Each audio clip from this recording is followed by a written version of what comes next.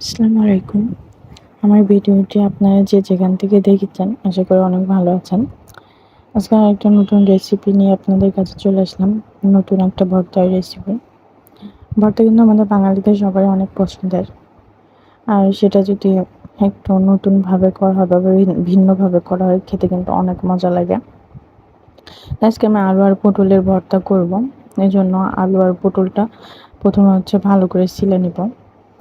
আগে আমি পটলটা ছিলে নিচ্ছি। পটলটা কিন্তু আমি গায়ের খোসা যেটা আছে সেটা পুরাটা ফেলে দেব না। আপনারা দেখতে পাচ্ছেন আমি কয়েকটা জায়গায় কয়েক পাশে একটু একটু করে ছিলে নিয়েছি। পুরা খোসাটা কিন্তু ফেলে দিইনি। সবগুলো এভাবে ছিলে নিয়ে এসেছি। আর এবার আমি আলুগুলো ছিলে নিব। আলুগুলা পুরা খোসায় আমি ছাড়িয়ে নিব।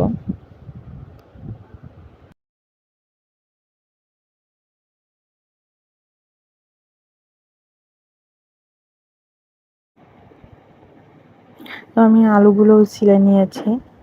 আর আলুগুলো আমি মাঝখান দিয়ে কেটে নিব যাতে ভালো মতো সিদ্ধ হয়। আর আমার ভিডিওটি যদি আপনাদের ভালো লাগে অবশ্যই আমার ভিডিওটিতে একটি লাইক করে দিবেন। আর চ্যানেলে নতুন হয়ে থাকলে চ্যানেলটি সাবস্ক্রাইব করে পাশে থাকবেন।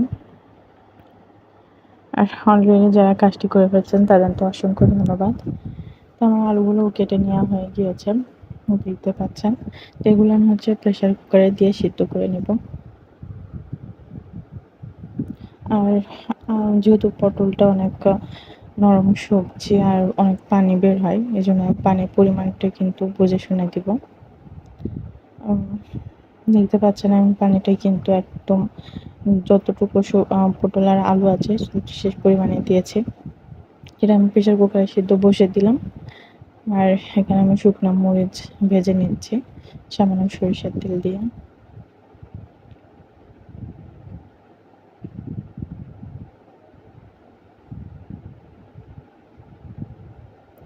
এগুলো ভাজা হয়ে গেলে এবার এদিকে কিন্তু আমার আলু আর পটলটাও সিদ্ধ হয়ে গিয়েছে।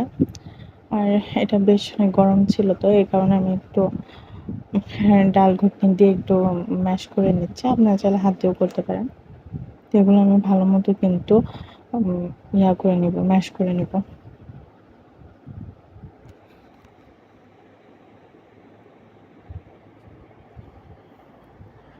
পটল সিদ্ধ করার পরও কিন্তু পটল থেকে অনেকটা পানি কিন্তু বের হয়েছে। আর পানিটা কিন্তু আমি যে পরিমাণ পানি দিয়েছিলাম সে পানিটা পুরোপুরি শুকিয়ে গিয়েছিল, কিন্তু পটলের ভেতর কিন্তু পানি ছিল। তো এবার আমি শুকনো মরিচটা এদিকে কিন্তু একটু চটকে নেব লবণ দিয়ে, মানে গুঁড়া করে নেব।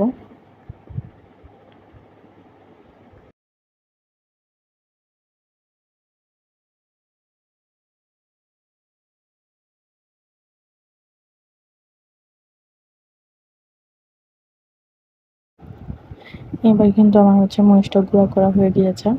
আর এবার আমি কিছুটা সর্ষের তেল দিয়ে পেঁয়াজটা ভেজে নেব। আর সাথে কিন্তু আমি কাঁচামরিচ দিয়েছি। আর দিব গোটা গোটা জিরা আর কালো জিরা দিয়ে একটু ভেজে নিব। একদম বেরেস্তা করব না, একটু নরম হয়ে আসলে কিন্তু আমি এই চটকে রাখা যে আলু আর পটলটা ছিল এটাও দিয়ে দেব।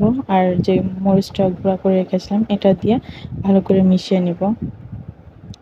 আর পটল থেকে যেহেতু অনেকটা পানি বের হয়েছিল, এই পানিটা যখন শুকিয়ে যাবে তখন কিন্তু আমি ভর্তাটা নামিয়ে নেব।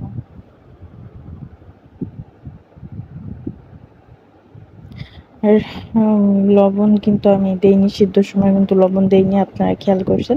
শুধু কিন্তু মরিচটা হালকা লবণ দিয়ে চটকে নিয়েছিলাম। এবার টেস্ট করে কিন্তু আমি পরিমাণ মতো লবণ কিন্তু দিয়ে দিয়েছি। তো রেডি হয়ে গেল আলু আর পটল ভর্তা। তো আজকে এ পর্যন্ত, আল্লাহ হাফেজ।